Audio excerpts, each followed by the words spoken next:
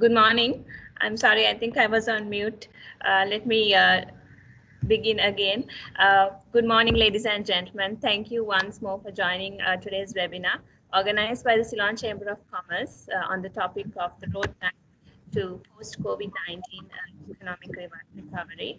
Before we begin, let me kindly request all of you to please keep your microphones on mute and cameras switched off.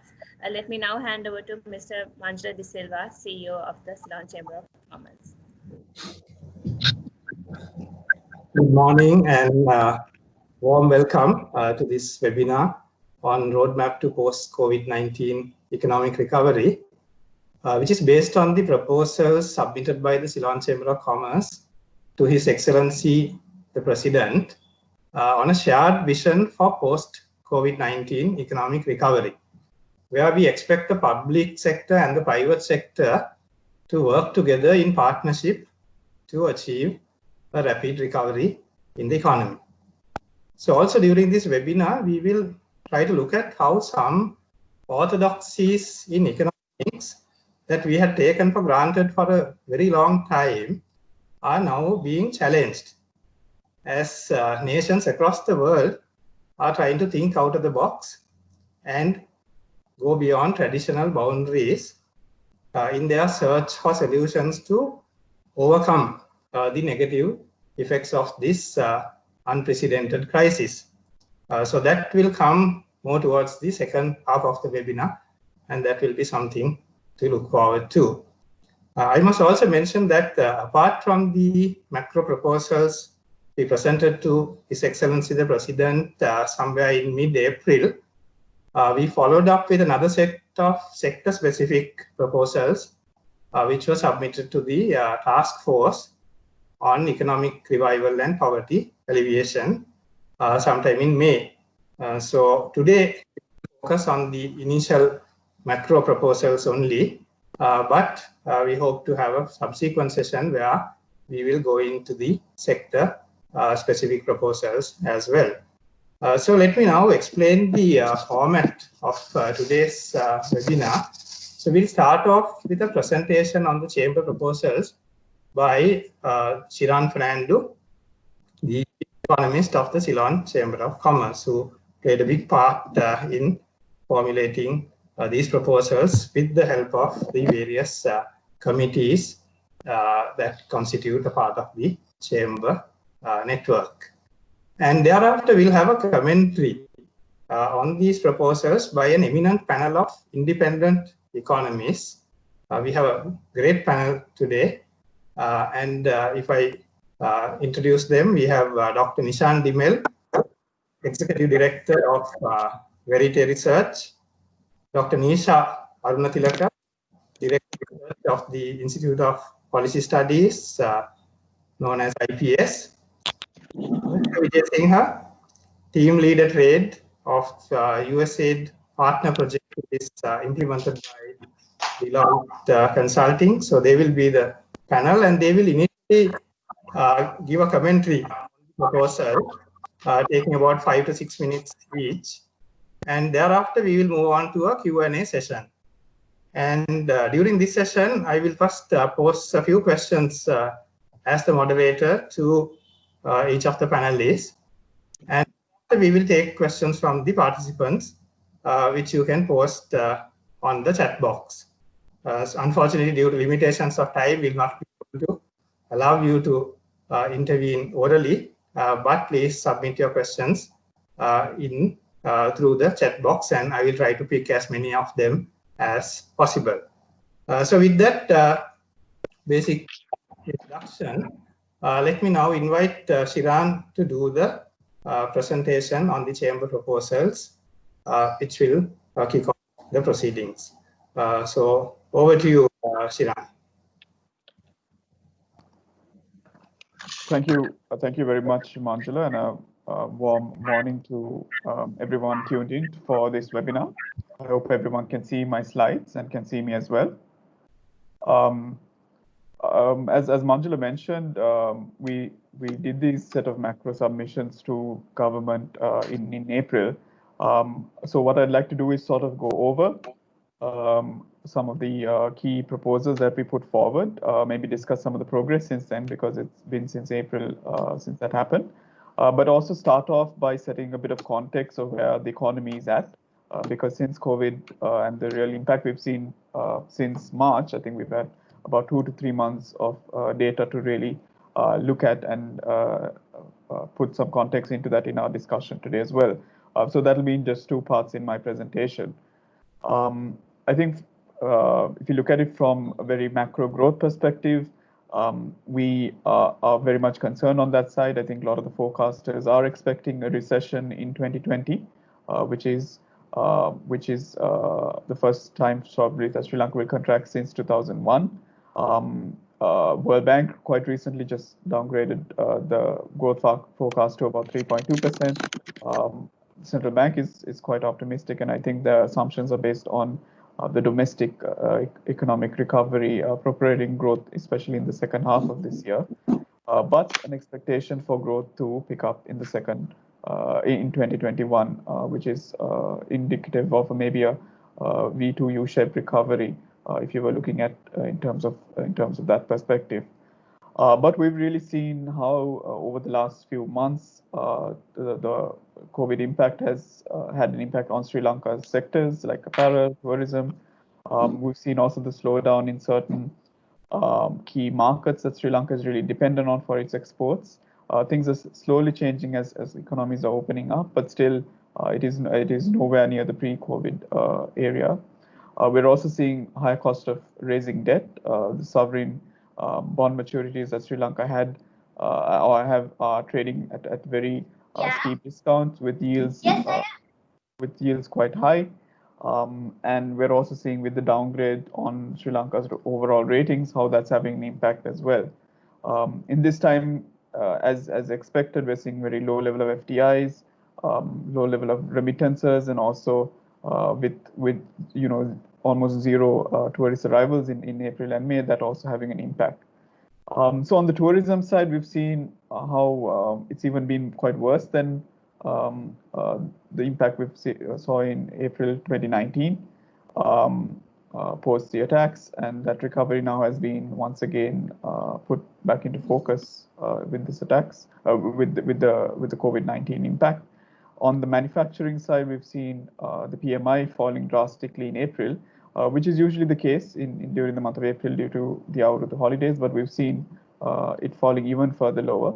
And I think the key component which we might sort of have to deal with as we put a roadmap for a post-COVID recovery is the remittances angle, which we saw early signs of it declining in April. I think 32% sharp fall, but from then on, with zero departures, a lot of repatriations, we'll really see the impact.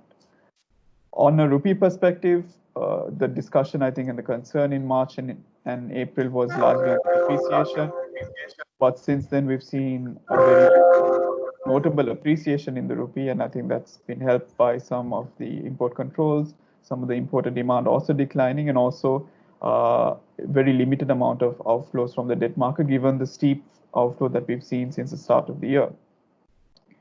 And from a central bank perspective, we've really seen aggressive, rate cuts, easing of central bank key policy rates, as with other countries also in the region. And we've seen, at least from the data we have from 1997, it's at its lowest levels. A lot of these, I think, are very much not news to the audience here today, but I think some of the context here is essential as we plan a roadmap for post-COVID recovery. Some of the measures I think the much talked about right now is the COVID refinance facility, 50 billion, which is now expected to upgrade to about 150 billion. We've also seen the cash transfers made in April and the month of May, some deferments in terms of certain tax payments as well. And on the labor front, an agreement between, I think, the EFC and the trade unions to permit pay reductions as well. So that leads into sets the tone in terms of the macro proposals. As Manjula mentioned, it is the way we sort of phrased it, or the way our vision is, it's for a private sector government partnership in achieving post-COVID economic recovery. And I think the primacy is for lives and livelihood, and also maintaining some of Sri Lanka's key human development and socio-economic indicators, which have been progressing well compared to some of the regions as well.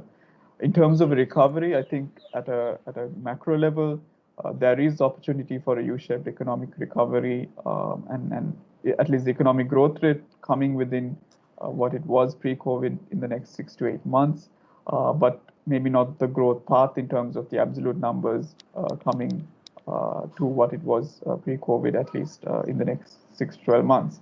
But having said that, I think some of the internal sectors can achieve some of the V-shaped recoveries, and that could really contribute towards the overall macro growth.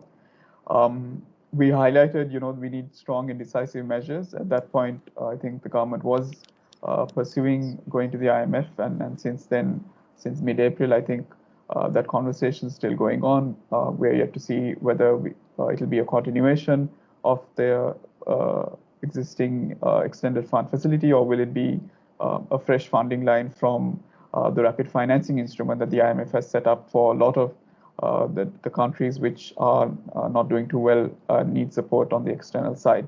But we've also seen some level of funding and pledges from the ADB and the World Bank to assist on the external side. The advocacy was for the continued expansion of CBS's crisis action plan. I think even at that point, what we highlighted was, 50 billion might not really be enough, and in subsequent discussions also we've emphasized that as well. And also some of the measures that the central bank has been taking in terms of ensuring liquidity is there in the market with some of its open market operations, buying of treasury bills, and ensuring that there is sufficient amount of liquidity there, so that there isn't a credit crunch as such.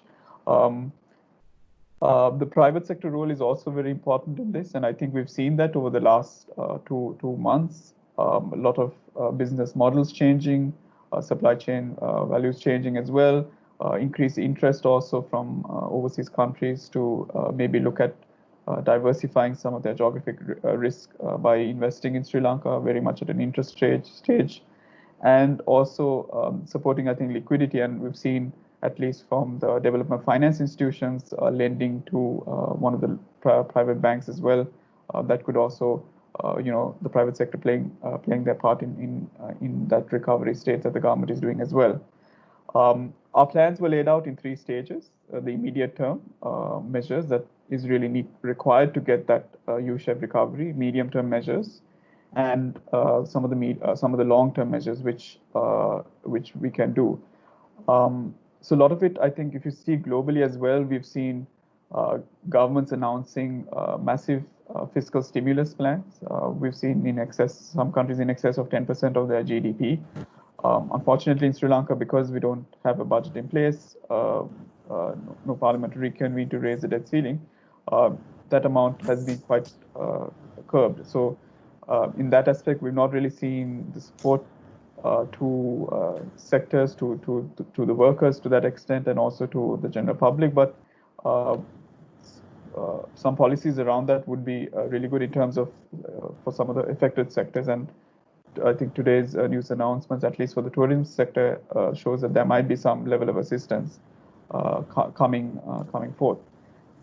There could also be some level of stimulus given through some of the unpaid dues. Sectors like agriculture, construction, and pharmaceuticals are due a lot for some of the contracts that they've taken for government. I think that some of those payments could really ease some of the cash flow constraints that is taking place for some of these sectors. And some cash transfers, I think we've seen that in a very physical manner in April and May, but I think it will be a good opportunity to really fast track some of our digital efforts to make sure that some of these transfers are done that way, and maybe you can avoid some of the leakages and wastages in that aspect. And of course, a lot of the sectors are requesting for at least some moratoriums on EPF and ETF contribution, and maybe deferments on electricity and water charges. In the medium term, I think a key thing we wanted to highlight even at that point, and now sort of playing out, is the continued, I think, reliance on the financial sector to bail out a lot of the industries and help out a lot of the or carry out some of the relief efforts for the government. I think it can be done to a certain extent, but I think some of those need to be really backed up with some level of credit guarantees and supports to this bank, so that the bank doesn't have too much of a burden and cause sort of systemic risk in that aspect, and also for the NBFIs in extension to that. And I think, especially on the digital side, we're seeing some degree of progress, at least some focus from the government in delivering some of these measures, which is notable. And on the recovery plan, I think we are seeing steps taken to at least open up in August and put forth a plan which could maybe complement a winter 2020 Visit Sri Lanka campaign, which we titled sort of in April, but we can look at the modalities given how it is functioning. In terms of the long-term plans, I think a lot of it is revolved around a lot of the reforms that even the panelists and even I and so many others have been speaking about in the last few years and even decades, around agriculture, education. Crises are usually a good time to really reset the economy, and I think that can take place even from a government policy perspective, even from a private sector perspective and a business perspective as well. And I think those are some of the key areas that we sort of looked at even in our sector proposals, where we highlighted these measures, in particular for agriculture, international logistics, and a few other sectors. But also, we can carefully use tax policies, some of tax incentives, to see whether you can reintroduce some exemption for income tax on interest from all debt securities to encourage at least the deployment of debt capital to some companies that might need some infusion in that sense. We'll also see, I think, a lot of restructuring and sort of merging and things like that taking place. I think to really enable that, maybe a government could consider abolishing some of the transaction taxes, or at least some relief in that aspect in terms of capital gains tax, stamp duty, VAT, and a few others as well.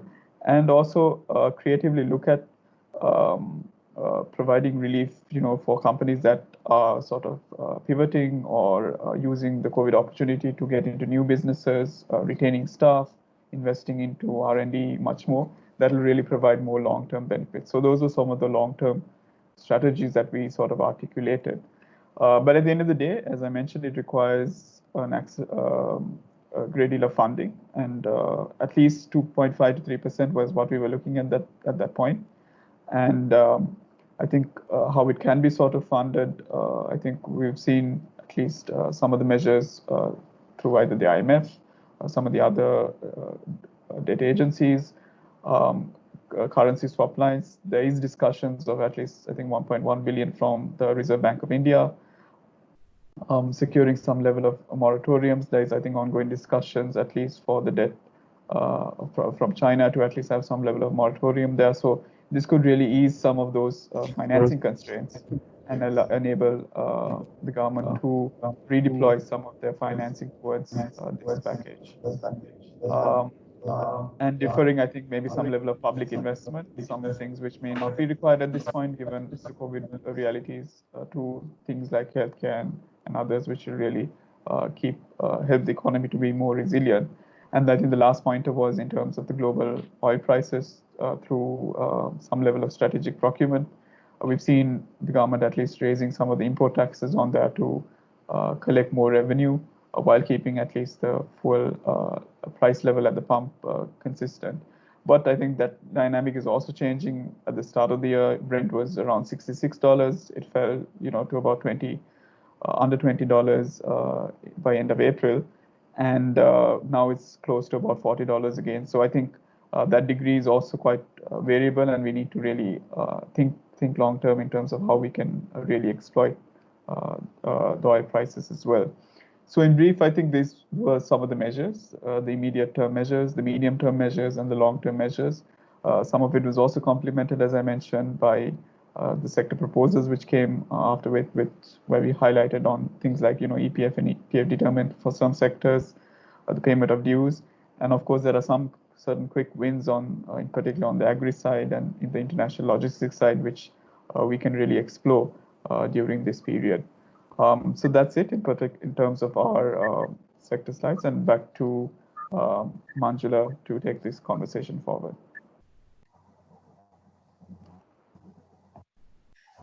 Thanks, Shiran, for that very comprehensive and well-timed presentation.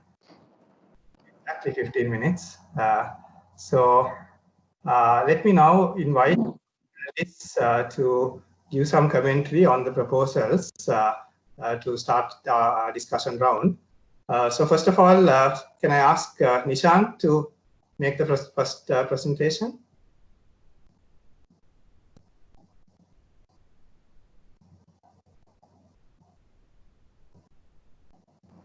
Nishan, your mic is off. Apologize for that. That's not a mistake we should be making at this stage. Thank you very much, Manjula, and thank you for the Ceylon Chamber of Commerce for hosting the event.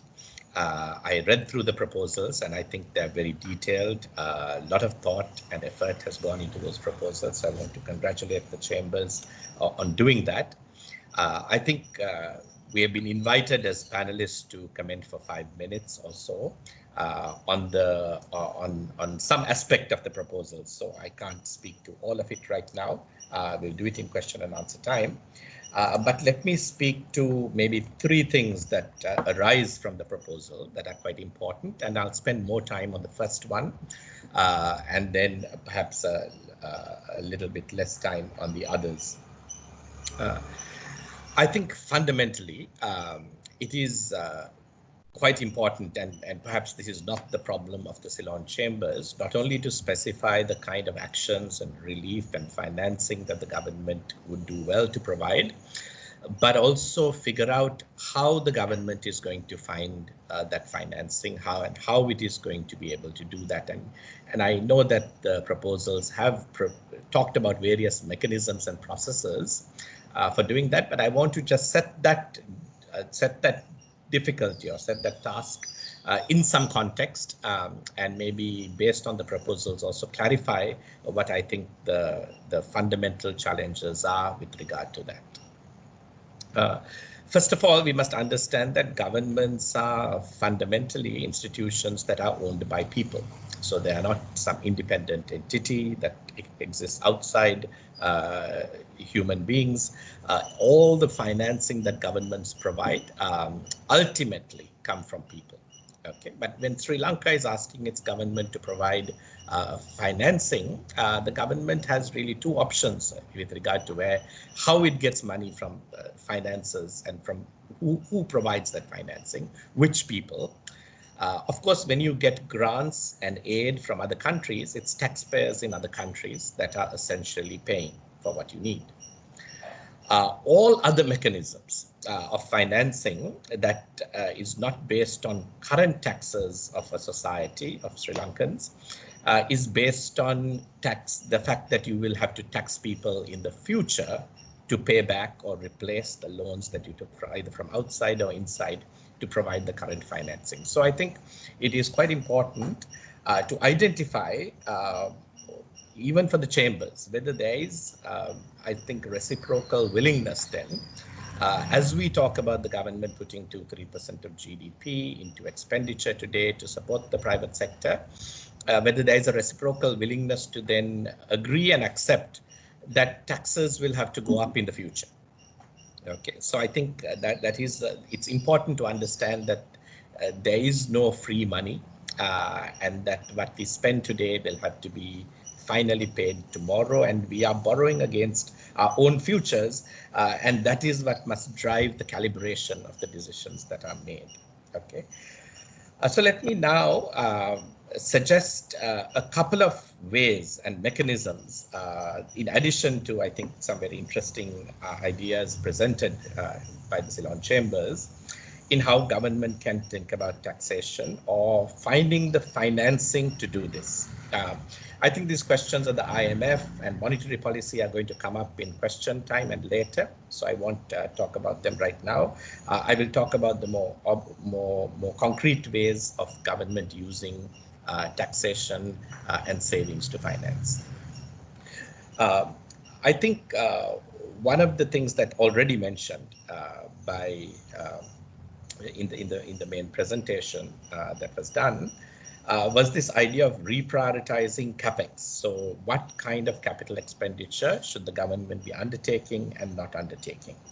And there are many discussions we hear, from building cricket fields to building highways, and obviously there's a lot of debates around that. There's no firm government policy, but I think one way to look at is that, you know, the capex that you want to invest in today should be focused around short-term returns rather than long-term returns. So there's some types of capex, when you have the ability, you invest in, that are going to have returns in the longer term, but are contracting government financing in the short term.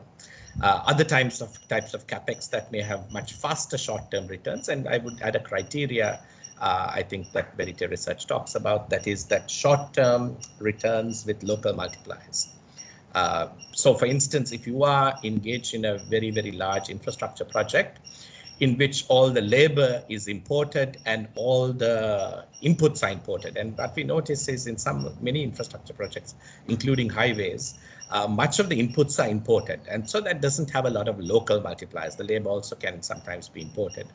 So really the focus, and I don't want to target any particular project here in the way we think about it, but to target the approach that short-term, you know, high short-term returns with local multipliers is perhaps the way that one could guide the capex prioritizing decisions that can be important.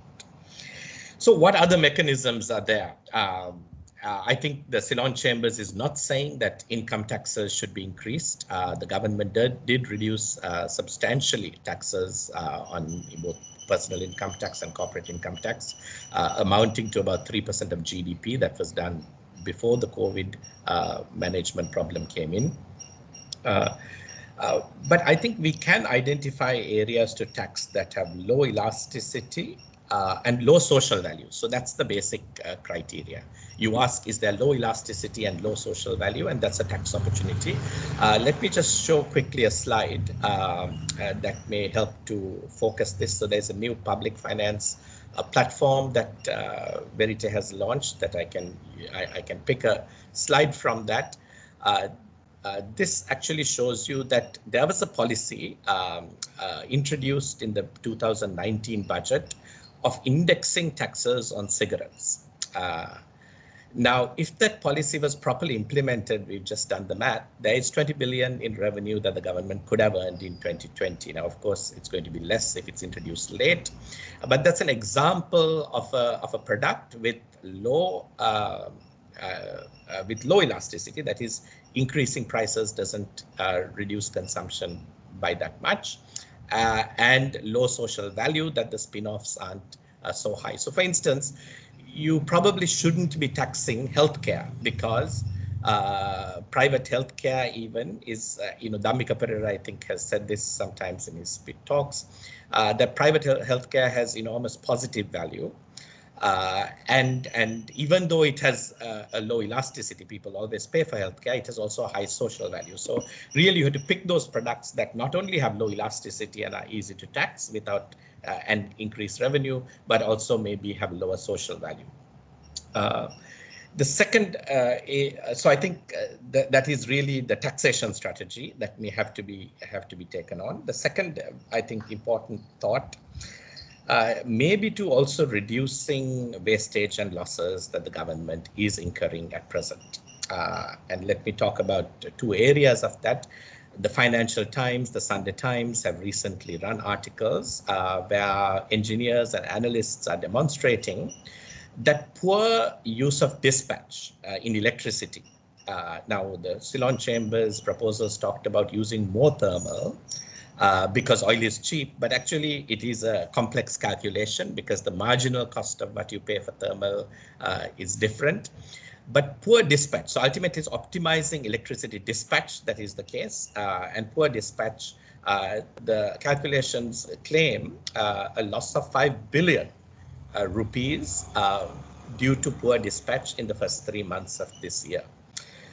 There is no audit that is taking place on the dispatch done by the Ceylon Electricity Board, and in fact that is a very important area, as I think the Chamber's proposals have hinted, where savings can be done not just by leveraging low cost of oil, but really reevaluating the dispatch efficiency, because energy is a very high cost area for the country. Likewise, I think the Ceylon Chamber proposals may have sometimes talked obliquely about it. Government does need to think that it's not just the private sector that needs to tighten its belt. How does government tighten its belt? This is another slide that shows government salaries are 22% of expenditure. This is how it's split. So where can the government reduce expenditure that is undertaken within the government sector, increase efficiency, and find more financing, I think, to support what is needed in terms of the private sector and the economy at the moment. Because my time is up, let me just end without going to all the points by saying this, that what we have in COVID-19 is in fact an artificially created recession. That is, it is the disease management strategy that creates the economic downfall and cost, right? So it is not one of those business cycles. It is not necessary. There's some external aspects to how other countries also manage their disease management strategy. But the disease management strategy is fundamentally a part of the economic cost. And we may need to articulate the policy goal in the disease management. Is the policy goal that no one gets COVID-19 or you minimize the infections, or is the policy goal to minimize deaths, for instance? Those different policy goals have vastly different implications to how much the economy must suffer in order to move forward. And if you focus on deaths, then there certainly needs a different approach to managing or containing the disease amongst those above 50 or 60 versus containing the disease for those under 50.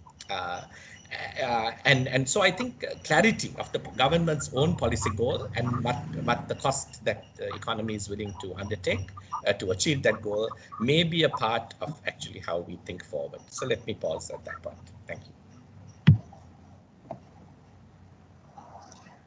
Thanks, Nishan. I think you made some very valuable points in your opening remarks. Just one point I think I would like to pick out is the fact that you mentioned borrowing today is kind of like borrowing against our own future. I think that's a very important thing to bear in mind. So probably we can revisit some of these issues back during our Q&A session. So may I now call upon Nisha to make your opening remarks. Over to you, Nisha. Thank you. Okay, can you hear me? Yes, okay. Thank you, Manjula, and thank you, CCC, for inviting me for this interesting panel discussion. And I want to start by commenting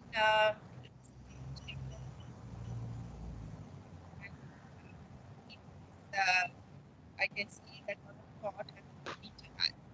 So let me start with the vision. First, it's good that you are giving focus to obtaining jobs, because I think that is important, not only from a head, but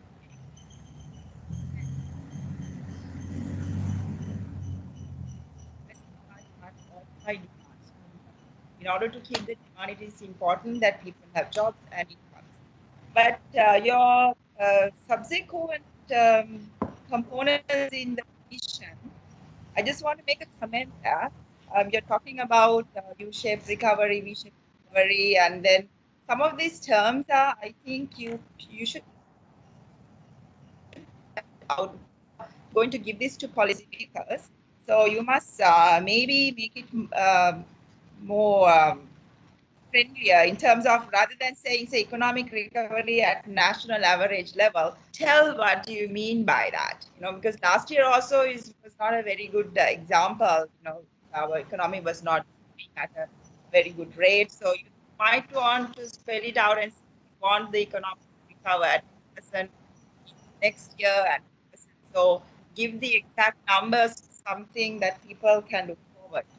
In saying that, I want to go into the details. I very much agree that the government spending is doing. You have suggested 2.5%, 3%. As you very correctly said, then I have looked at what the other countries are spending.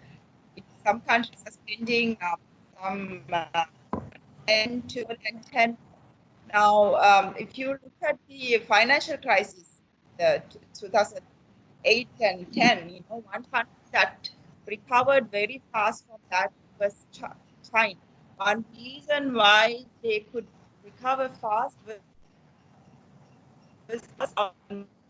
they spent on a lot of infrastructure, which created jobs and also brought back, improved the productivity.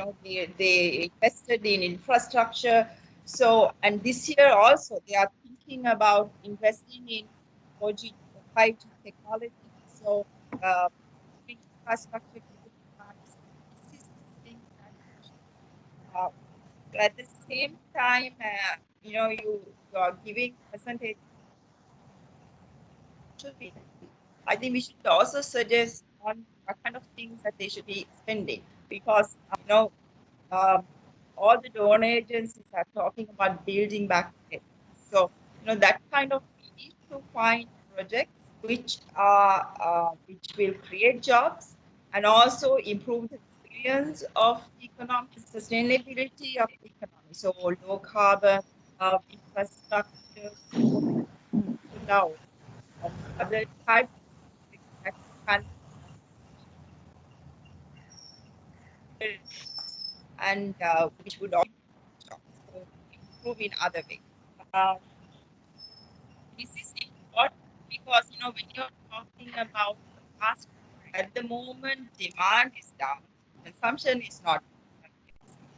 Business confidence is down, so investments are not taken. So the only way you can get the economic weak is you need government to step in, and later on, I really like your suggestions about digitizing supply chain management, re-engineering that, improving the capacity of the SME, and promoting working from home. So these are all very sort of build back better kind of ideas. I think that is very good. So I think when you're thinking about spending, you need to think about investing in these kind of suggestions that you are making, and suggest improve the infrastructure so people can work from home, or improve digitization. So invest in those things. So when you are suggesting spending, you should also say where you should spend. Nishan was talking about revenue generation avenues. So I think spending also, you need to be very strategic the way you are spending. So I just want to talk about also in the long term. Some of the long-term suggestions that you're making is really not. If you're thinking about the long term, when you were small, you used to worry about the ant and the grasshopper. Yeah, grasshopper they have a good time in the summer, but during the rainy season, he's out of food. We are kind of like the grasshopper, but I think we need to be like ants, because we need to save when we are doing well, because now, since last July, we are a middle income country. So we don't have access to finance like we did before. So we need to be able to save when we are doing well, such as this. So we need to be more like ants. So with that, I'm going to stop. Thank you.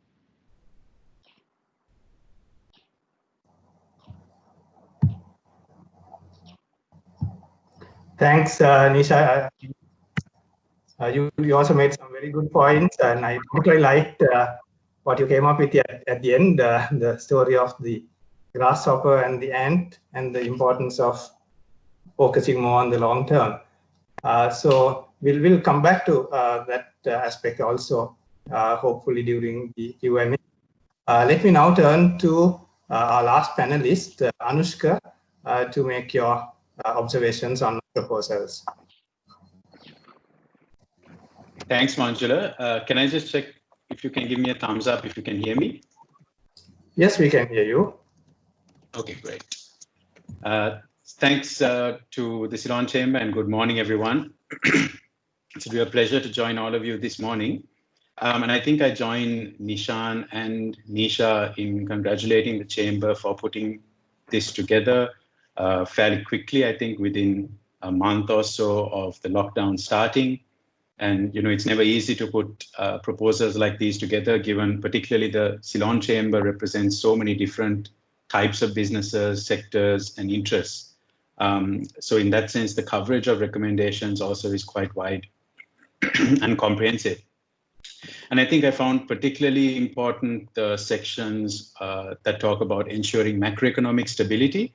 And I think it's very important for the private sector to speak on these matters and not just on business recovery or sectoral recovery, and to really flag some of the concerns and private sector views on macroeconomic stability, because that's what underpins overall economic health for all businesses. Having said that, I think a couple of points that I'd like to make. I think one at the very high level is one contention I did have on time horizons. The document refers to the medium term as May 2020 to end 2020. For me, this was more like short term or near term, whereas the medium term could perhaps be a 1 to 2, sometimes even 3 years. Economists tend to look at the, when you say medium term responses, that kind of a time horizon, because otherwise we may lose sight of some of those key medium term reforms that are needed to bring competitiveness into the economy. Now, some of the specific proposals that I found interesting, and I think Nisha and Nishan have dealt with many items on the macro. Let me focus on a few more, few on the kind of the micro on competitiveness side of things. One of those specific items was the following: actively participate in extending private sector capacity in logistics, fulfillment, and supply chain infrastructure for the use of the public sector in order to bridge supply, demand, and storage asymmetries across the agri, livestock, and fisheries sectors. I found that probably one of the most important recommendations in all of this, because especially now, given this government's focus on agri supply chains and agri processing, I think making sure that there isn't an over-reliance on what the government can do, but really leveraging on private sector solutions to solve these problems. You know, there are many firms within the Ceylon Chamber who are quite competitive in this agri space. They have shown to be very efficient aggregators, and they have shown that they can, you know, export competitively, build the supply chain with purely private sector solution. So I think figuring out how to make sure that this private sector capacity comes in, private sector competency comes in to achieve the government goals around supply chain efficiency would be important. The second specific item that I found also interesting and useful was around digitization. And the proposal was read as follows: accelerate the digitization of operations. And also another one around comprehensive digitization of government services for access by citizens and business via the acceleration of ongoing digitization efforts. So I think we all agree that digitalization is going to be a bigger part of our post-COVID journey. But I think, just to add a nuance here, for me, it's not just the acceleration of ongoing digitization efforts, and I'm not sure to what extent the Chamber meant when it says ongoing digitization efforts, because frankly, there have been many that have been stalled over the years. But also, it's not just about acceleration of those efforts, but a more systematic approach to those, or systematic formulation of these digitization programs, where the customer experience, whether it's a citizen or a business, is at the heart of it, process reengineering is at the heart of it, and stakeholder consultation is at the heart of it. And it's not just talking about deploying tech or just the hardware and software, because arguably that's the easy part. I remember a very interesting conversation I had with the Singaporean agency that drove the digitalization of Singapore customs and installed the national Singa window on trade. And he said 90% of our exercise was change management, processes, culture, job roles in government, and only 10% was the tech, was the actual digital intervention. So I think that's important to bear in mind. And again, this is something that the private sector can play a strong role in to make sure the digitization doesn't happen disconnected to the business realities, disconnected to kind of the customer experience and the processes. One proposal that I picked up that perhaps needs further investigation and interrogation is the following. It says, grant investment relief for companies that invest in COVID-resistant sectors of the economy, which provides additional employment and have the potential to grow in the wake of the current crisis. This can include also capital expenditure on items such as new machinery and plants. Now I perhaps know what the chamber was going for here, but I don't know whether right now any of us really know what these COVID resilient sectors are going to be. Yes, we have a hunch, but we don't really know for sure. So I think digging into that a bit more would be important. And perhaps we can already start, because it talks about relief, perhaps we can already start with proposing some kind of a double deduction on the expenditure borne by firms to install new equipment to meet health and hygiene standards. I think these are completely unexpected expenditure, unexpected capex, whether it's a factory that has to extend their production lines or installing various plastic dividers or providing private transport more to their workers. I think maybe this is something to look at where the government recognizes this additional cost and provides some kind of a double deduction on these expenses. Also, when talking about new opportunities brought on by COVID or so-called COVID-resistant sectors, one that has come up quite a bit with, is sectors like personal protective equipment exports. Now, some of the compliance and standard certifications, say by the US FDA, can be quite expensive. And this is another thing that the private sector could ask for, some kind of tax relief on those expensive certifications and compliance to catalyze and encourage firms to go down this route and not think about these one-off but expensive.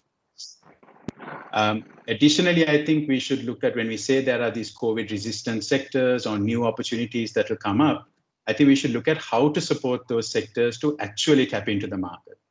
I've seen a lot of commentary about, for instance, both from the government side and the private sector side, about how the medical sector will grow and our exporters can tap into that, and it's an easy post-COVID pivot.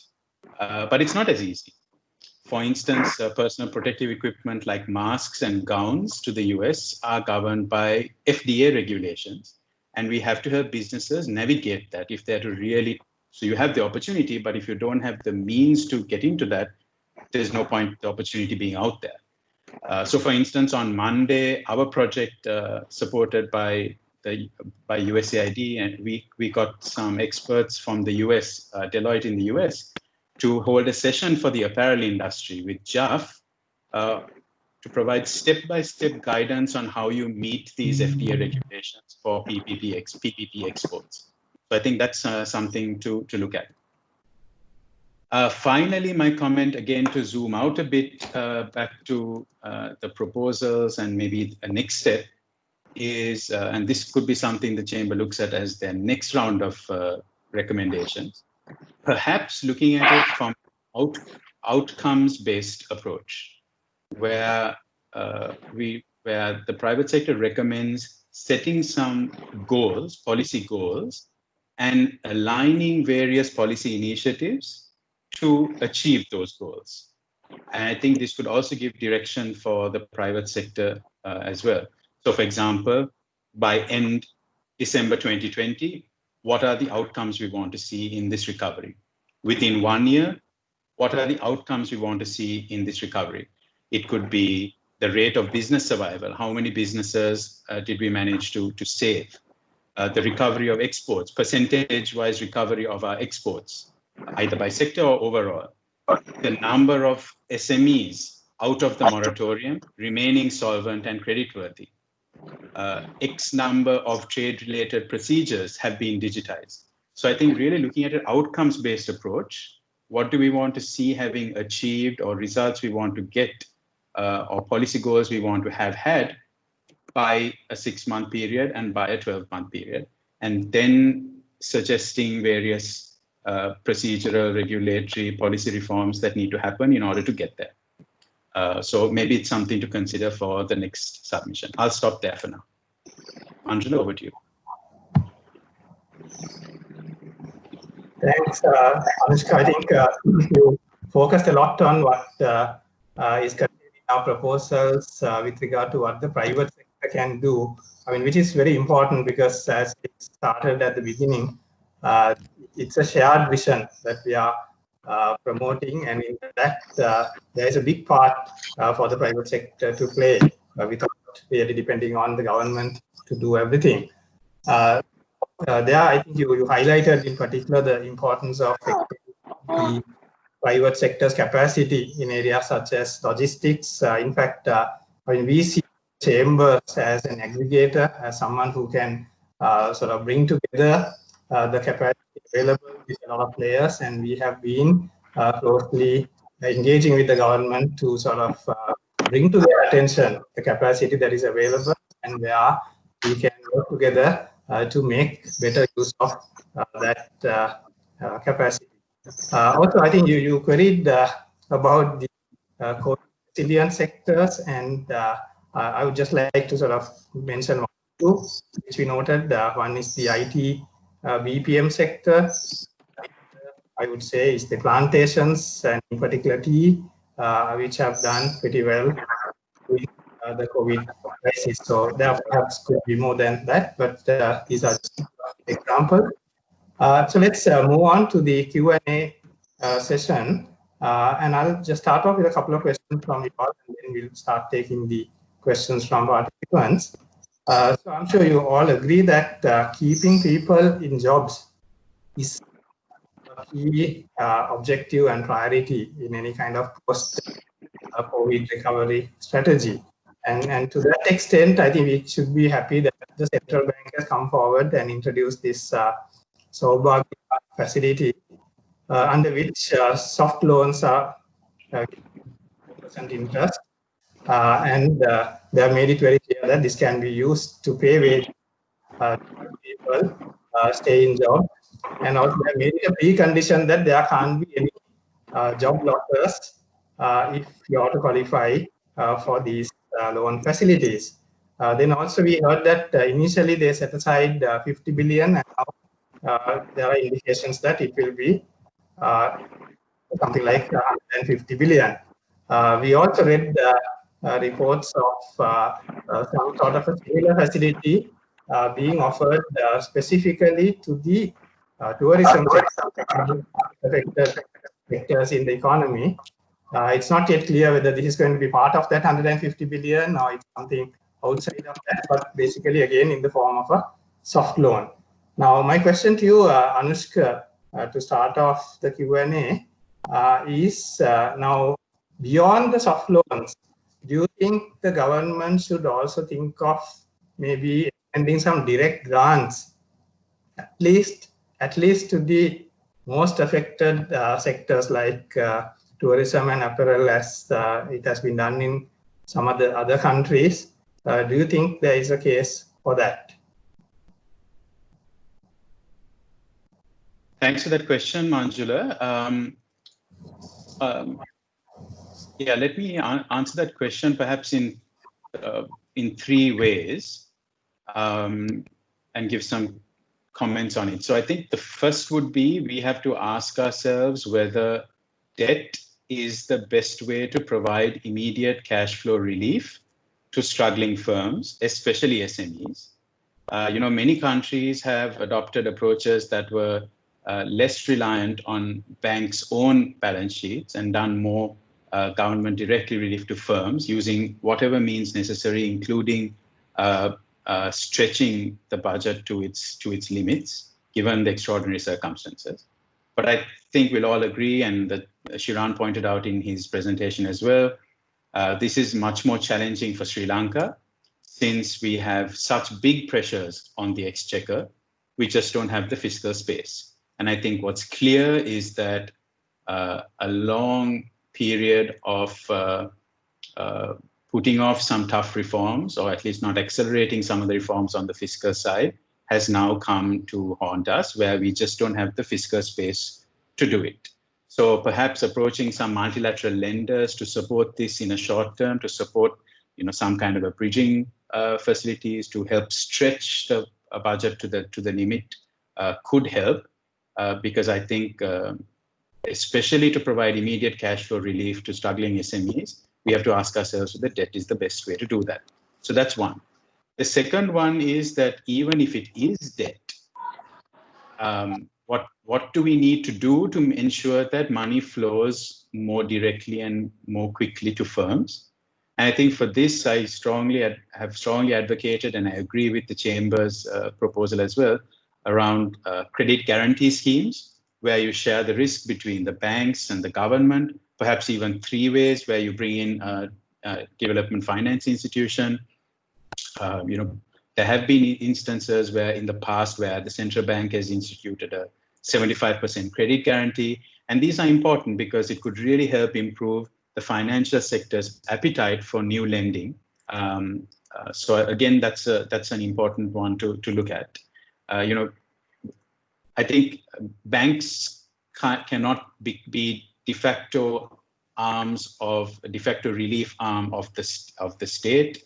They are responsible for depositors' money too, and have to follow their own prudential lending guidelines. So I think anything that helps to grease the wheels of the system, for example, through credit guarantee schemes, would really help.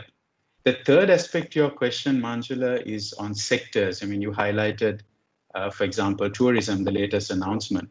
My view is a little different, where rather than cherry picking sectors to receive relief for firms and workers in that sector, I think it's much more important to provide more across the board support, even if it's in a smaller way. Given the strong interlinkages in the economy, the fact that COVID is affecting everyone, not just one sector, I think it's more important to provide a more holistic package. So it is a bit of a different answer to perhaps what you may have been looking for, but I really want to put these 3 aspects because currently it is primarily being relied on the financial sector to do this relief. If so, within that, what can we do to make it better? But also looking outside of the financial sector, I agree with you, the need to provide some other relief that goes through the budget. And here again, I don't have an exact answer on which sectors. My view is that it shouldn't be too sector dependent, but certainly how we deliver the money. If it's a limited pot that's available. So if it's a limited pot that's available, how do you make sure that it goes to the most, it goes out in the most efficient way? How do we leverage that limited pot more to have the highest impact? And I would say rather than sectors, the size of firm is much more important. Apart from, of course, household vulnerability, firm vulnerability, the size of firm is a lot more important, and using that lens to decide where money goes and how it goes would be more important in my mind. Yeah, thanks, Anushka. Definitely you dealt with that issue very much in detail. Let me turn to Nisha and ask her something very important, that is now, whichever way we are going to package these stimulus, whether in the form of soft loans or grants or whatever, you're going to require quite a large quantum of funds. And we know that we have limitations with our fiscal space. So in such a situation, typically what countries do is that they turn towards the international multilateral organizations like IMF, World Bank, ADB, etc. So do you think in a time of crisis like this, Nisha, is it okay to do that? I mean, because every time that happens, we also have some criticisms coming in. So in a crisis like this, when we really need short-term emergency funding, is there anything wrong in turning to these agencies? Thank you, Manjula, for that question. I actually think there is really nothing wrong in turning to them. It's actually, there is an advantage in going to them, because from agencies like the IMF, the World Bank, the ADB, you not only get the funding, you also get technical support. Because I know some of the technical support maybe we need to customize it to suit our situation, but still they work in across the globe. They work with a lot of countries, so they have examples from working with countries similar to ours, and that some of the advice that they bring with the funding is very important. And also, as I said earlier, we need to be more like these the ants. We need to be more disciplined about managing our money. And sometimes somebody from our side can give the guidelines as to how to do that.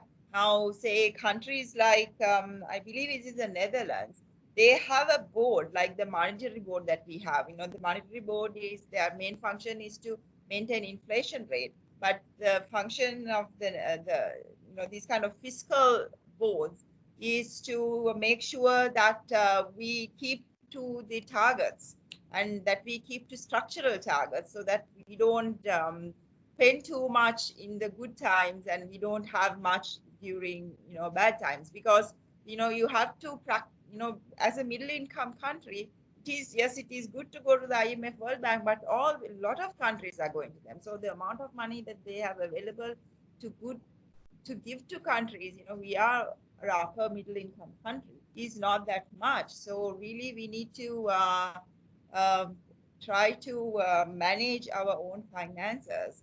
And I mean, that is good in two ways. One is then we will have savings to spend during times of crisis.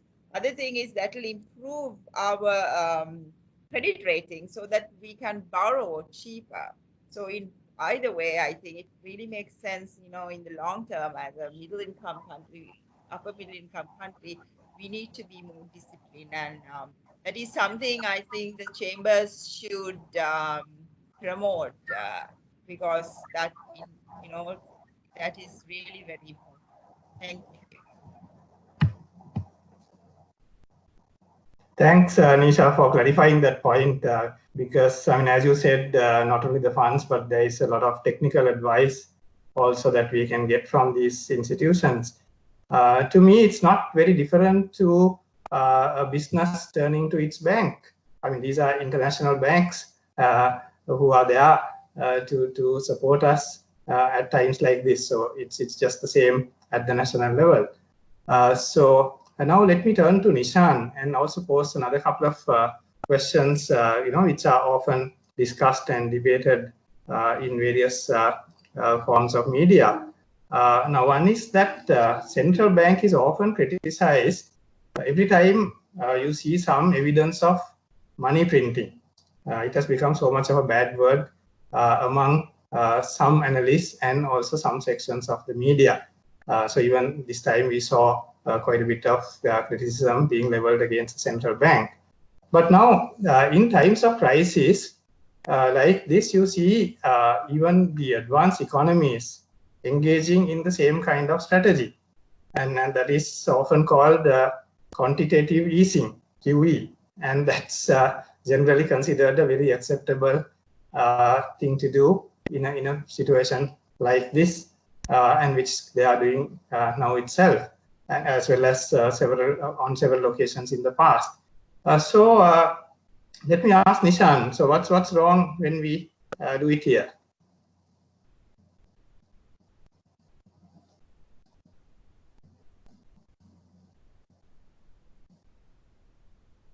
Nishan, you have to switch on your mic.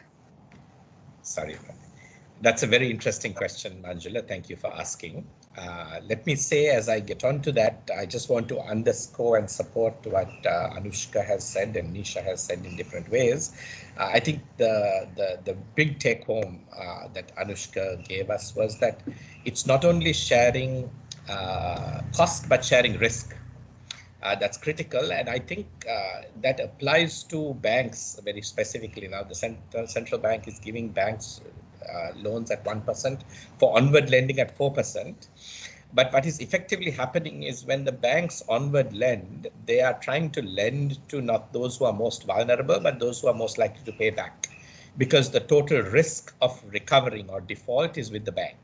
Central bank could reduce the margin that they give banks and increase the risk sharing. Right, and that is really the way to make sure your money gets to where it's vulnerable. And risk sharing is a real opportunity the government has, and it's important for policies not to be ambiguous and uncertain, but to be very clearly defined, properly implemented. If that risk sharing and the impact of that policy is to work through, which I think Anushka was highlighting.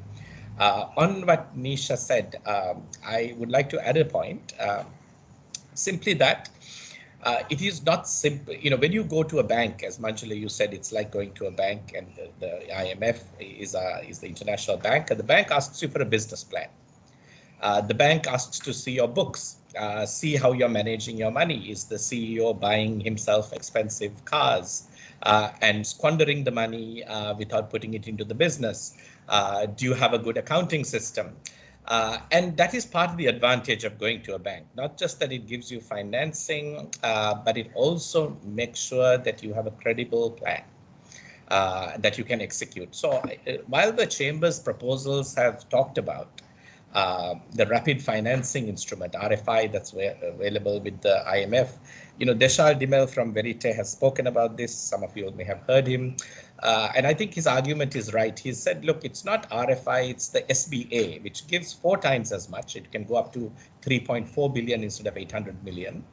But the SBA comes with relief with some level of reform that builds credibility for the country and helps the country's management of finances the same bank does for a business. So trying to simply get a little amount of relief without any reform, I think can be quite short term and not enough. Whereas an SBA, and I would urge the chambers to study that, actually provides a better instrument for Sri Lanka to leverage at this time, and that would be useful. Coming to your question, Manjula, let's put it this way. I understand why people are concerned, why the press is concerned, why economists are concerned, because effectively what you're saying is that you want to have adequate reserves. You don't want to have a balance of payments crisis. You want to have stable exchange rate, stable inflation. But at the same time, you want to run a very high fiscal deficit. Sri Lanka is looking at running already without increasing the COVID relief and without even agreeing to any of the new things the Chamber is proposing, we will run a fiscal deficit of over 10% this year. So very high fiscal deficit. And on top of that, you want to do a monetary expansion. Now that looks like impossible, okay?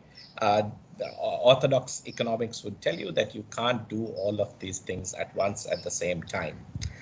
However, I also want to argue that, or suggest that, and this is a much deeper analysis, that there is space for unorthodox macroeconomic steering at this time.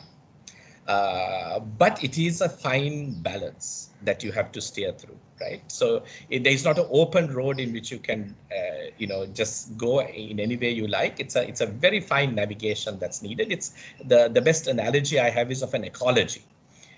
In an ecology, for the ecology to work, an ecological system, even for human life to be sustainable, you need the temperature not to go beyond a certain amount. We know we talk about global warming. We say, well, if the temperature goes up by 1 degree or 2 degrees centigrade, we could stop having conditions that are fit for life on Earth.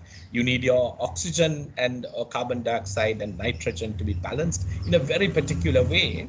And if any of these components move a little too much, then you might have a crisis. So I think that I won't unpack the analysis, but our analysis is that actually there is space for unorthodox monetary macroeconomic policy navigation. And all these things that are normally impossible to do at once, it is possible to do right now, that we can actually expand the central bank balance sheet, which is the term we give for quantitative easing or money printing, while keeping inflation low, while keeping stable, without letting the exchange rate get out of hand, managing balance of payments. And part of the balance of payments is a big equation here.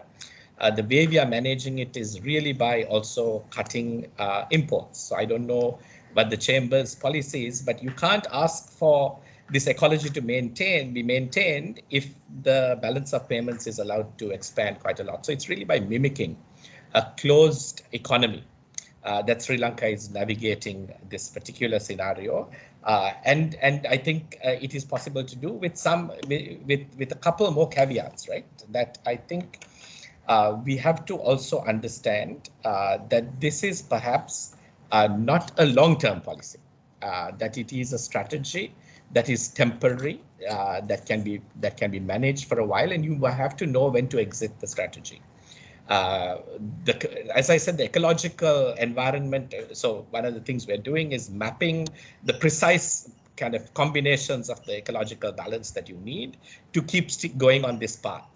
But you have to be able to unwind and come out of this strategy when the ecological balance shifts negatively, or you can't wait for global warming to hit to get out of it. There are lagged effects. So you've got to stop, if you think of, monetary expansion as a form of pollution that you need to do to expand and develop and sustain in some way, then there is space for it, but you have to know when to stop or when to unwind. So it has to be moderated, it has to be temporary. And third, I think the space that Sri Lanka has is the flexibility to practice this kind of unorthodox steering of the macroeconomy is dependent a lot on future credibility. So you can have present flexibility provided you build future credibility. You can't undermine future credibility, and this is why the SBA, the arrangement that enforces some level of reform or accountability, is important even with the IMF, because it builds credibility. Financial markets look at you and understand that you're going to do what it takes to fix it. Now, in that line, Manjula, I want to endorse to the chambers something that has been in the development and is probably now been ready for the last year or so, which is amendments to the Fiscal Responsibility Act. Now, the Fiscal Responsibility Act that was passed in 2002 or 3 was extremely important in Sri Lanka maintaining credibility and not going off the rails, as it were. But there are significant, weaknesses that have been detected over time that need to be fixed. And an enhanced or amended Fiscal Responsibility Act, or even that really improves the confidence that markets, lenders will have on Sri Lanka in the future, will give Sri Lanka the, I think, flexibility for the present. Right. So all three are important. You have to manage this ecology, know when to pull out, know when to walk away, know when to run, in the words of Kenny Rogers, from this monetary expansion strategy. You can't overplay it. I mean, this is not just something you can go to town on. So you really have to know how to do it. And this ability to sustain it and to keep it going for longer will really depend on whether you're willing to make the commitments to build future credibility in exchange for present flexibility. Thank you. Thanks, Nishan. Yes, certainly. I mean, it is done with a lot of fine tuning. And of course, the current conditions are such that the aggregate is very low and there is a lot of overcapacity on the supply side. So that is where one gets that freedom to adopt an expansionary strategy. But one has to keep very closely monitoring all the control panels and know when to sort of, start. So that point is very well taken. Can I also just ask a related question, but please try to be a little brief. We need to get some more questions from the audience also put across to you. But one question I'll just put back to you. We saw some recent media reports to say that out of the foreign exchange reserves of the government, they may consider sort of using about $1 billion out of that to settle some of the external debt commitments coming up later this year. What do you make out of this? And is that possible? And if so, what are the concerns? Thank you, Manjula. If you're talking about external debt, I think it's certainly possible, and it's certainly, there's no issue there. External debt is always settled out of reserves, right? So when central bank reserves or dollar reserves are what you have, that have to be then when you return the dollars. So you may be using it in rupees, but you find someone who gives up the rupees and then you return the dollars. So central bank buys rupees and sells dollars effectively, and then the reserves come down. That's going to happen. The way to avoid having the reserves come down is by making a counter borrowing internationally to refill the reserves. So you finance that repayment by borrowing internationally in dollars again. Now, currently, it's not a very good environment for Sri Lanka to expand international borrowing on the international financial markets because, the yields on Sri Lanka dollar bonds, even the 10-year bond is going at maybe 15%. And that's a very high rate to pay and not necessarily a wise time to borrow. Whereas local borrowing is a lot cheaper because this combination of policies has driven local interest rates down. So there is a good argument for shifting from borrowing in financial markets, international financial markets, and borrowing locally. The space, the liquidity, the rates are good for that. And then your reserves are going to come down, which you can manage in two ways. I mean, one, we have the reserve space to do that because we have about 7 billion in reserves. Even total foreign outlays are less than 6 billion this year. Second, we can do swaps to kind of maintain the reserves. So there is a path to shifting the borrowing from international to local. It seems like a sensible shift to make given the way Sri Lanka's risk perceptions are internationally. And obviously you have to work at reducing those risk perceptions by building the credibility I was talking about. And so I don't see a problem in seeing some level of reserve reduction and then managing that with swaps later in the policy that you recommend. Thanks, Dr. Nishan. I think Manjula has lost some electricity at his home. You're mentioning about the CEB as well. I think we've lost some power there. So I'll take temporary control of moderating just to keep this flow going. Anushka, I think there was a comment coming in from the chat box also. I think you mentioned very correctly of how, to make it more outcome-based. And I think this is a key criticism that often comes. It's very great to create policy paper after paper without really having it being based on some level of outcome and implementation. And I think there is commentary coming in terms of how we can ensure that some of these could also look at some of the, at least on the gender balance side of it. Maybe any comments on that? I don't know if you had any time to look at it. And maybe curating, especially with a gender lens, in terms of especially helping the SMEs, even so things like, the low female participation rate, maybe addressing some of those issues which probably we couldn't really address pre-COVID, but now given the new ways of work, we can really address.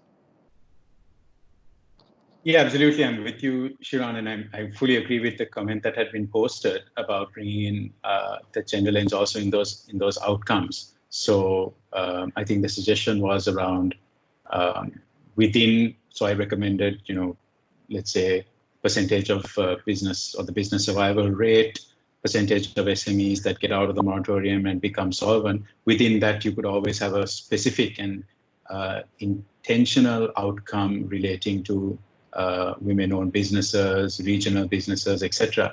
And I think what happens when you begin to think about outcomes is that everyone will have a view on what these outcomes should be.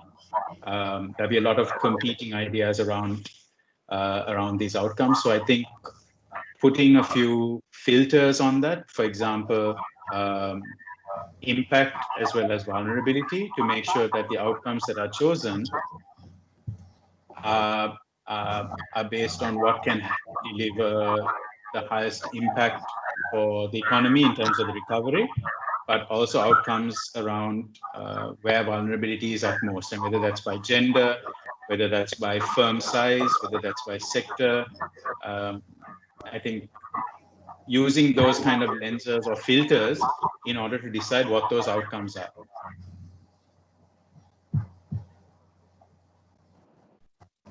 Thanks. Is Manjula back on? Yeah.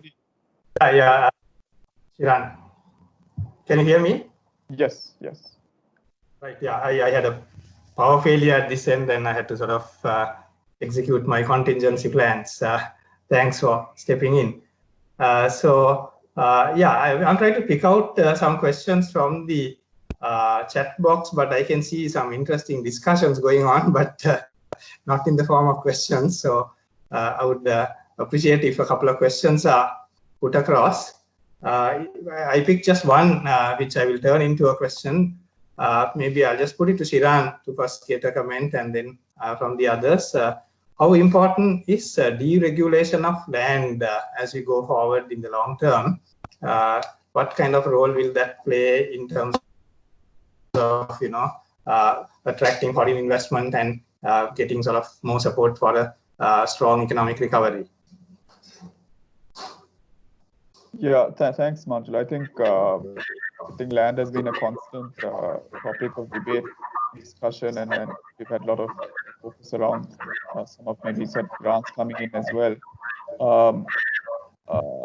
There is, I think, a lot of extensive research done in terms of, I think someone's mic is on. There's a lot of echoing I'm getting. Yeah, great, much better. I think we need to have maybe a long-term goal of what we really want to get out of it. Is it to, for example, on the land side related to agriculture, do we really want to empower the farmers?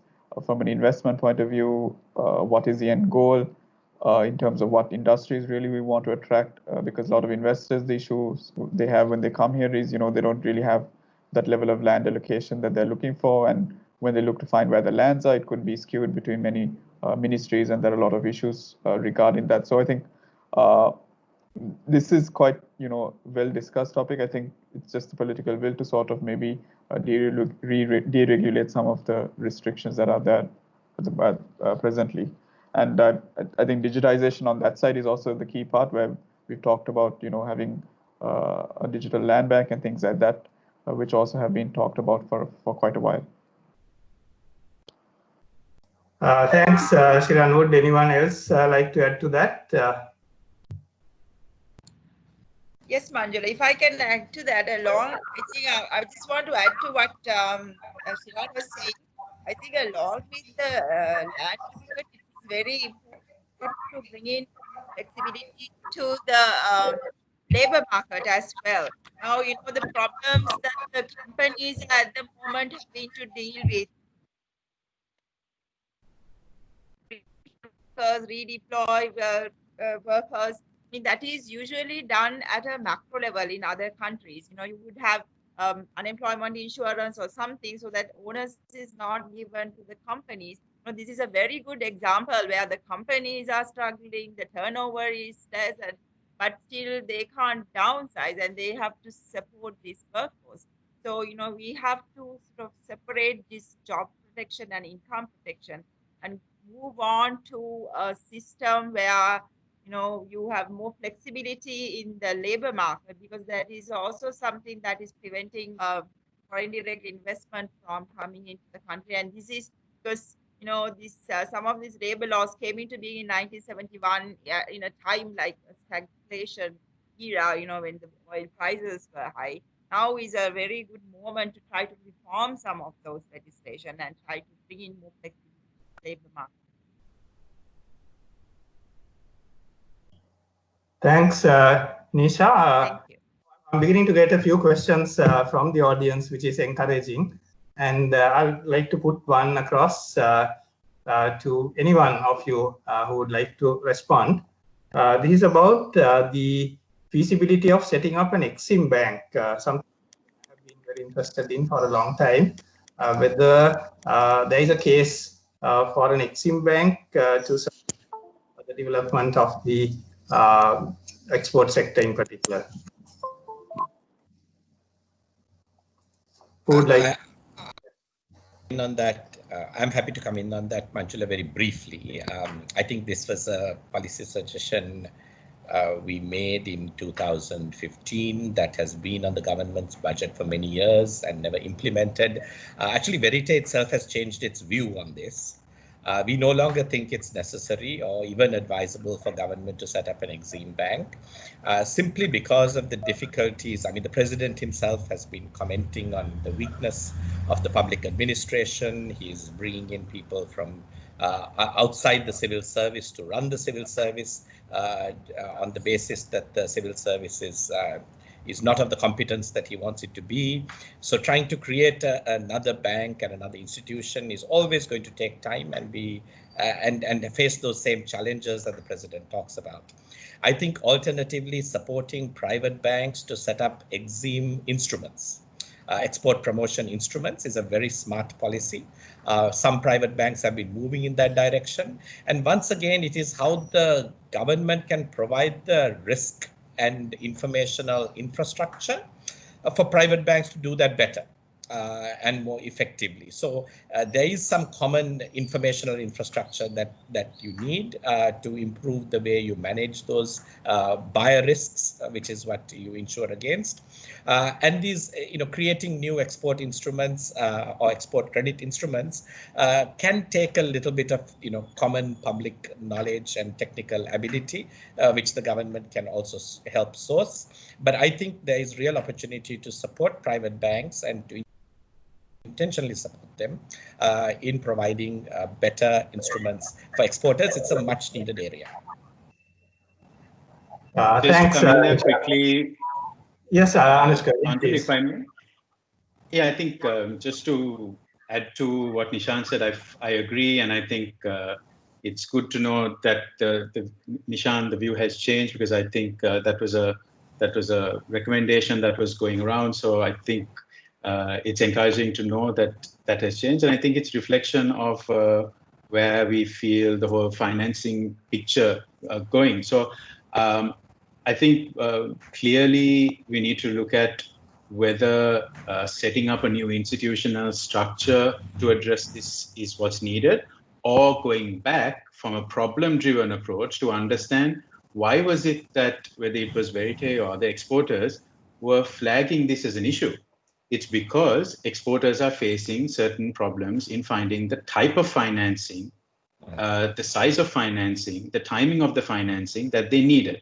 So if we look at it from that problem approach, then whether the solution is an Exim bank, a new bank, or whether it is Exim type windows or export development financing windows that are deployed through existing banks, it could be private, but arguably more easily development banks that the government already has some kind of a significant shareholding in, as well as helping other banks develop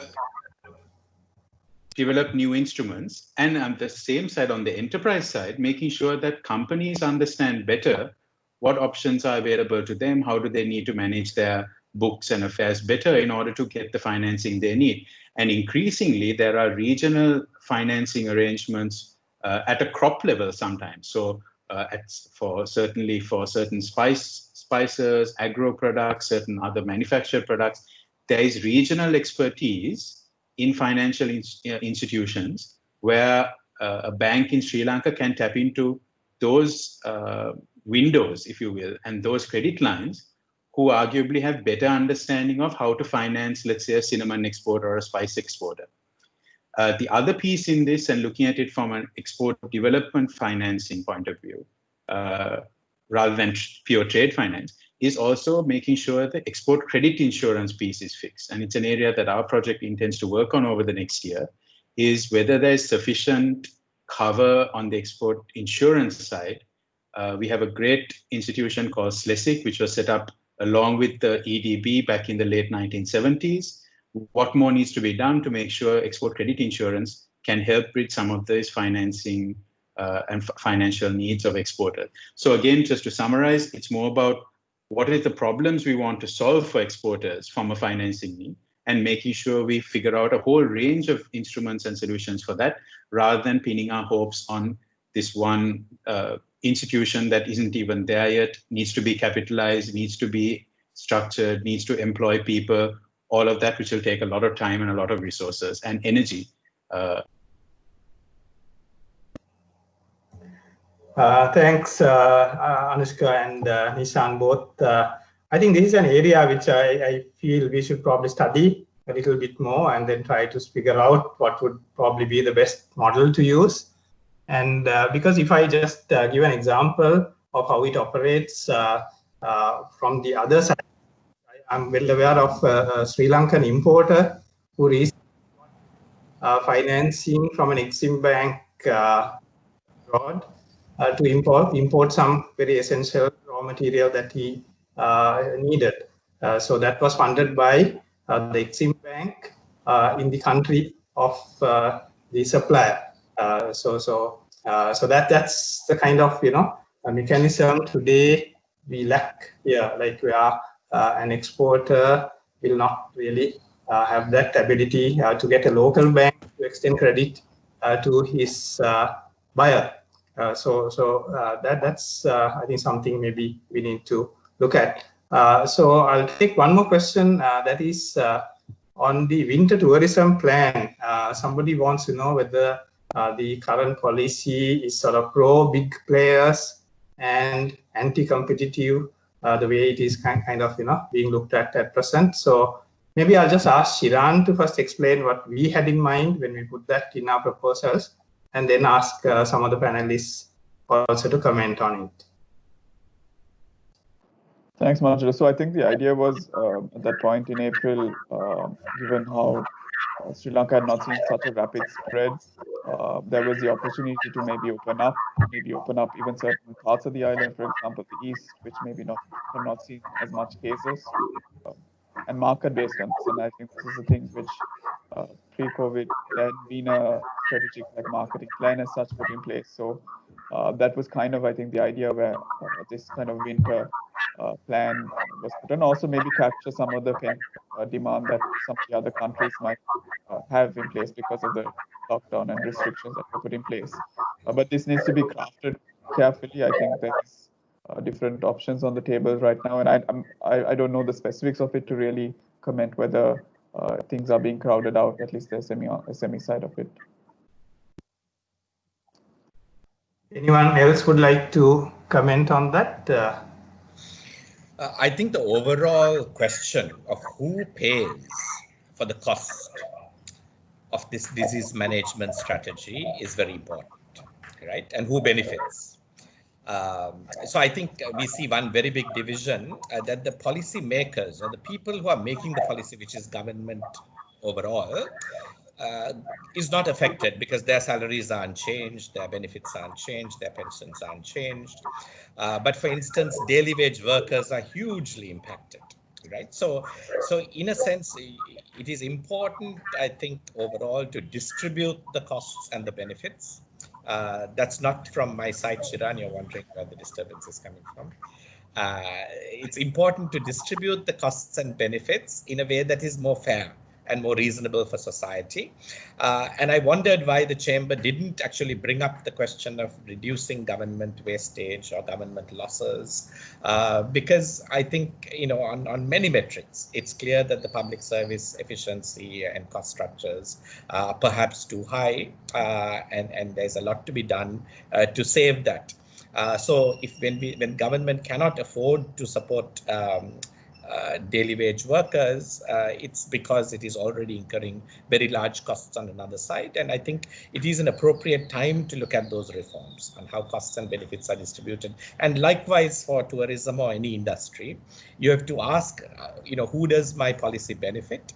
And am I looking to support the most vulnerable sectors without depending purely on a trickle-down formula for benefits cascading?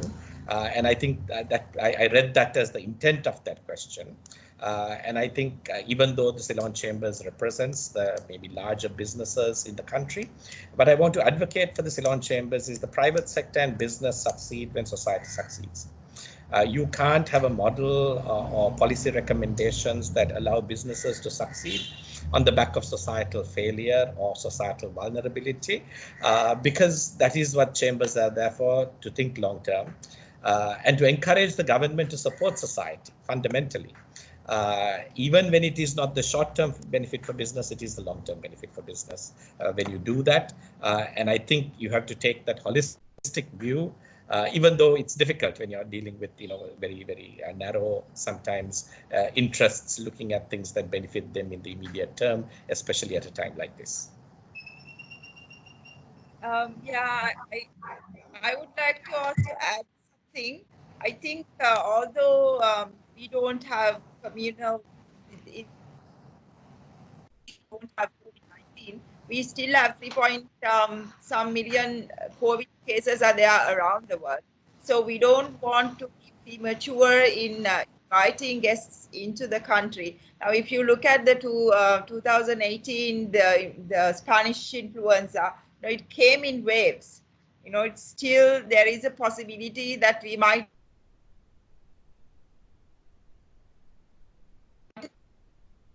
eager to bring in, restart the tourism sector. So we have to be very careful when we are inviting, maybe restrict to invitations from countries where are less COVID cases. We really need to think about this very, very carefully, so that, we don't go into another lockdown,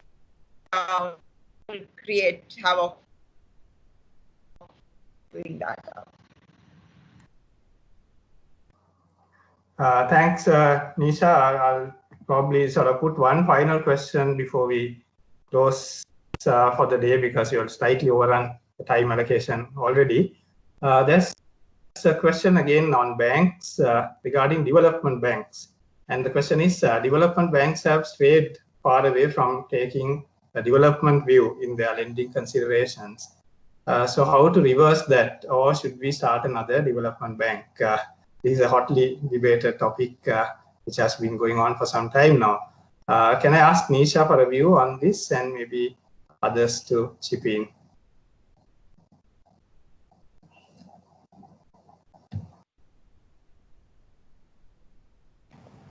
You're on mute, Nisha.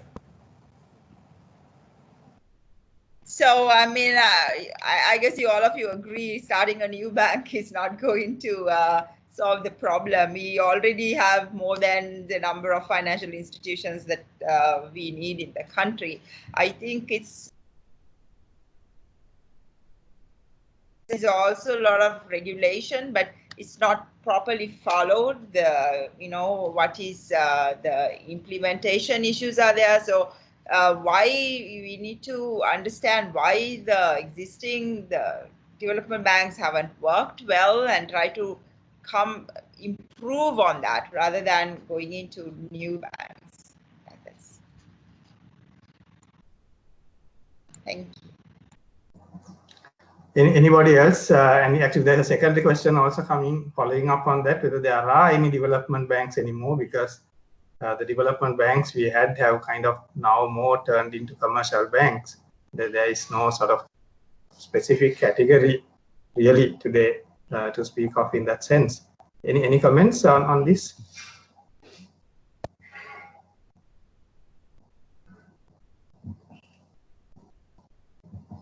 Anushka or Nishan? Anushka, I was thinking you might have a comment and I didn't want to come in on it. Or Shiran. But let me say one thing before Anushka speaks, just to explain. When Sri Lanka was a low-income country, not a middle-income country, there were a lot of international credit lines available for development banks. So really, what do development banks do? They tap into low-interest international credit lines that allow onward lending in a targeted way for development. I mean, that's often what we've seen happen, right? And I think part of this migration of development banks towards being more commercial banks may be driven by the drying up of those funding sources. And then international credit lines being more flexible to work with any bank. And I must say, I'm not specialized. I don't know enough about the development bank operations in Sri Lanka to comment more than that, but to recognize there is also a systemic problem as Sri Lanka has approached middle income status. Yeah, I think just to add to that, one comment I can make is that actually development banks were built up the availability of certain credit lines that were, I believe, available when we were a low-income country at very soft concessionary terms. So that has kind of dried up, to my knowledge, and that is where actually, like, whether you have a development bank or not, whether you will have that kind of concessionary funding lines available going forward. Would Anushka also like to add anything to this? Yeah, I think just a comment both on link to what Nishan said and Manjula said.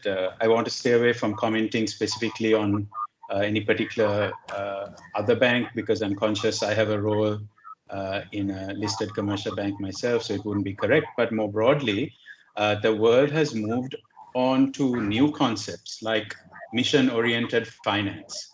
And what this is that the country would set certain missions that it wants to achieve within 5 years, 10 years in certain areas, and find multiple sources of finance in order to get to that. And increasingly, one of those missions is around sustainability, around climate change, around green technology, around agriculture, climate resilient agriculture, innovation in all of these. And to the point that Nishan and Manjula you made, there is money in these sectors. There is international capital available for these types of missions. So it may not be that we do development banking or try to hark back to that era where we had plenty of concessionary credit floating around, but more mission-oriented, whereas now Sri Lanka was one of the first countries to establish a sustainable development plan post the announcement of the 2030 SDGs, and formulation of a Sustainable Development Council and so on, around 2016, 2017. So I think we can use this from a global positioning point of view, also a country branding point of view, where we try and build on that and tap into these sources of capital that help us achieve some missions. And in that sense, finding money for those types of development missions is still out there among private investors, impact investors, for instance, as well as among international financial institutions. So I think maybe not at a very general development financing kind of level, but certainly for mission-oriented finance, which is kind of the new orientation, there is capital available. Thank you, Nishan, Nisha, and Anushka. I think maybe it's time to close. We have overrun a little bit. So let me express my appreciation on behalf of the Chamber to all three of you for your very insightful presentations and for the lively discussion we had thereafter. And also a big thank you to Shiran also for his contribution, and of course to the Chamber team for putting everything together and helping with all the back office work that was needed to overcome the little challenges we always face on the technological side, but to still keep this program alive for something like maybe 90 minutes or a little more than that. So thank you very much from my end, and let's all meet again at a similar program. Thank you. Thank you. Thank you very much. Thanks. Thank you. Thank you. Have a good day, everyone. Good day.